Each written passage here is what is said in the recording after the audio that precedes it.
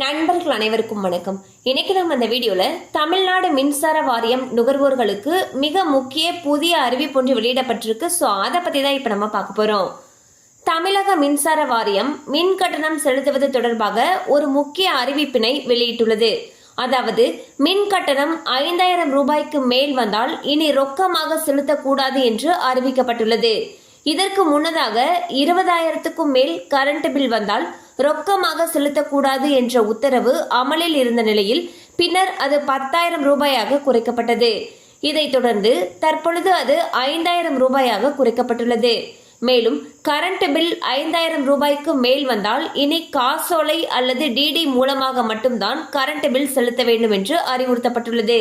மேலும் டிஜிட்டல் பண பரிவர்த்தனையை ஊக்கப்படுத்தும் பொருட்டு இப்படி ஒரு உத்தரவு பிறப்பிக்கப்பட்டுள்ளதாக தெரிகிறது.